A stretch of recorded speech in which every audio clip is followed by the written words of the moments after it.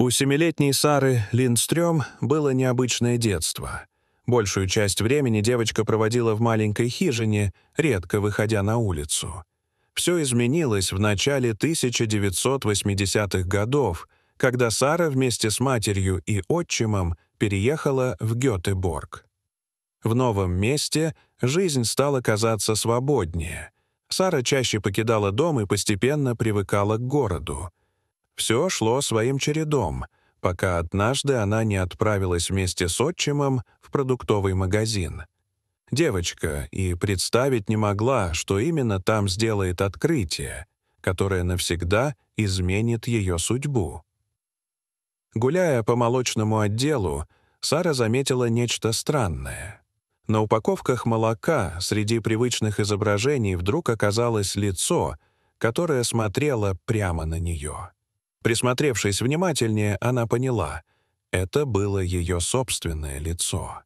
Так как девочка не умела читать, она не могла понять, что под фотографией было напечатано «Пропал ребенок». Для Сары это выглядело скорее как неожиданная слава. Она с восторгом попросила отчима купить именно эту коробку молока. Мужчина согласился, вырезал фотографию и отдал ее девочке, но при одном условии — она не должна рассказывать об этом никому. Как мы знаем, дети редко умеют хранить секреты.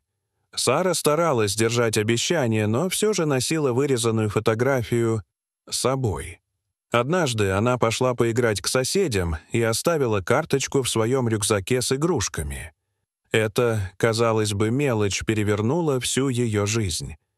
Сара Линдстрём была не единственным ребенком, чье лицо появлялось на молочных упаковках. В Швеции, как и в Соединенных Штатах Америки, в 70-80-х годах власти и общественные организации искали новые способы привлечь внимание к проблеме пропавших детей. От 3 до 5 миллиардов упаковок молока по всей стране содержали информацию о пропавших детях. До начала 1980-х полиция не делала различий между пропавшим взрослым и ребенком. Это означало, что поиски часто начинались слишком поздно. Во многих случаях родители, у которых не было доказательств похищения, например, вымогательства или требований выкупа, должны были ждать до 72 часов, прежде чем полиция начинала действовать. Особенно тяжело было в ситуациях, когда похищение совершал кто-то из родственников. Полицейские считали такие случаи семейными конфликтами и отказывались вмешиваться. Родители, потерявшие детей, начали объединяться в группы и требовать реформ. Они объясняли, как легко вывести ребенка из одного города в другой, пока полиция только собирает данные. Постепенно появился новый термин — «похищение ребенка», который выделял такие дела в отдельную категорию. Кампания по поиску детей набирала силу. Ее поддержал Шведский национальный совет по защите детей, но вставал главный вопрос — как максимально быстро распространять фотографии пропавших. Интернета тогда еще не было, поэтому выбрали молочные упаковки. Почти каждая семья в Швеции покупала молоко каждую неделю, а его короткий срок годности позволял оперативно обновлять изображение. Первая упаковка с фотографией пропавшего ребенка появилась в декабре 1984 года. Уже к марту следующего года сотни молочных компаний печатали подобные фотографии. Одними из первых детей, чьи лица появились на упаковках, стали Йоран Карлсон из Стокгольма и Матиас Эрнстрём из Мальмё. 6-летний Йоран пропал в 1979 году. Он вышел из дома, чтобы дойти до автобусной остановки, но так и не дошел. Его искали сотни полицейских и добровольцев. Фотографии мальчика расклеивали по всему городу. Даже повесили огромный билборд в центре Стокгольма. Но все усилия оказались тщетными. В 1982 году исчез Матиас Эрнстрём. 12-летний мальчик разносил газеты и пропал прямо во время работы. Его отец нашел тележку с недоставленными газетами всего в нескольких кварталах от дома. Полиция отказалась объявлять ребенка пропавшим в течение 3 дней, и тогда мать Маттиаса основала фонд его имени. Благодаря ее усилиям в Швеции в 1984 году приняли закон, получивший название «Закон Маттиаса Эрнстрёма», который позволял полиции начинать расследование немедленно. К сожалению, ни Йоран, ни Маттиас так и не вернулись домой. Такая судьба ждала большинство детей, чьи фотографии печатали на молочных упаковках.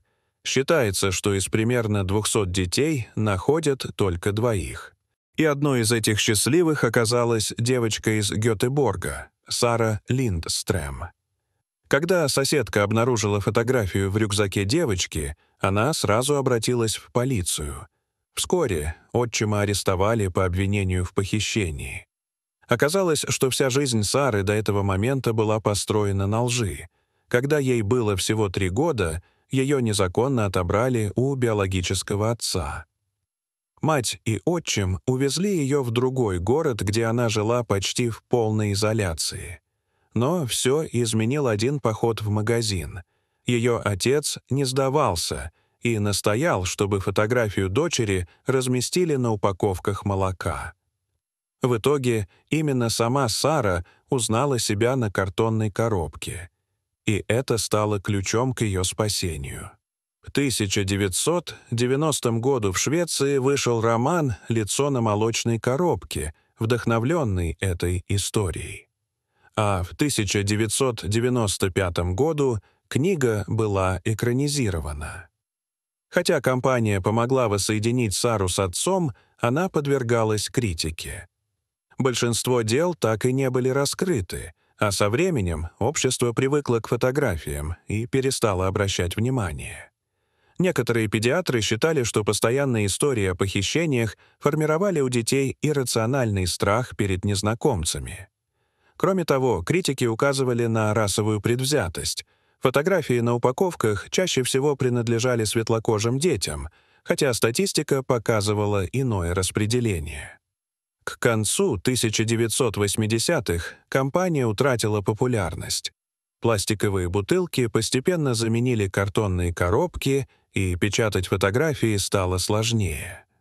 Одним из последних детей, чье лицо появилось на упаковке, стала 16-летняя Молли Бенгтсон из Кальмара. Она пропала во время летней работы спасателем. Фотография на молоке стала последней надеждой родителей, но в 2003 году ее останки были найдены. Несмотря на критику, именно эта кампания проложила дорогу к реформам. Позже в Швеции была создана система быстрого оповещения, а в 1996 году внедрили шведский аналог Amber Alert — систему Barnlarm. Теперь информация о пропавших детях мгновенно распространяется через СМС, интернет и уличные билборды. Сегодня в Швеции все еще помнят о детях с молочных упаковок. Тысячи лиц, когда-то смотрящих с холодильников и обеденных столов, стали символом борьбы за безопасность детей. Саре Линдстрем невероятно повезло. Ее спасла маленькая фотография на молочной коробке. Но многим другим детям повезло меньше. Дорогие зрители, что вы думаете об этой истории? Расскажите, пожалуйста, в комментариях. А если вам понравилось это видео, то ставьте лайк и подписывайтесь на наш канал. До свидания.